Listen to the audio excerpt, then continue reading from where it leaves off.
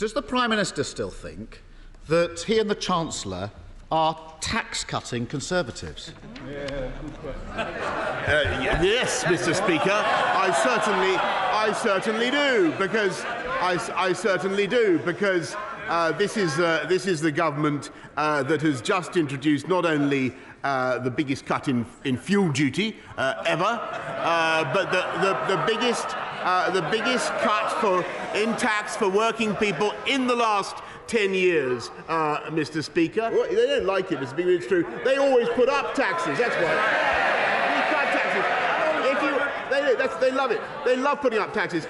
Cut the nonsense and treat the British people with a bit of respect. 15 tax rises, the highest tax burden for 70 years. For every £6 they're taking in tax rises, they're only handing £1 back. Prime Minister, is that cutting taxes or is that raising taxes? Prime Minister. Well, Mr. Speaker, I don't know where he's been for the last 2 years. Even by the standards of Captain Hindsight, Mr. Speaker, to obliterate the biggest pandemic for the last century from his memory, to obliterate the £408 billion that we've had to spend to look after people up and down the country is quite extraordinary. Mr. Speaker, I can only hope that his police questionnaire was a bit more convincing than that.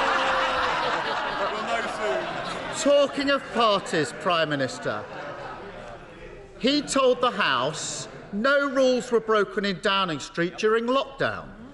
The police have now concluded there was widespread criminality. The Ministerial Code says that ministers who knowingly mislead the House should resign. Why is he still here? Hang on a minute. He's just changed his position. Sorry, Mr. Speaker. I mean, we do at least expect some consistency from this human weather vane. It was only a week or so ago where he was saying that I shouldn't resign. He really does think that it's one rule for him and another rule for everyone else. That he can pass off criminality in his office and ask others to follow the law. That he can keep raising taxes and call himself a tax cutter. That he can hike tax during a cost of living crisis and get credit for giving a bit back just before an election. When is he going to stop taking the British public for fools? Mr. Speaker, this is the leader of the opposition who would have kept this country in lockdown and made it absolutely impossible. He has zero consistency on any issue, Mr. Speaker. But one thing we know about is he would like to take us back into the EU and take us back into lockdown if he possibly could.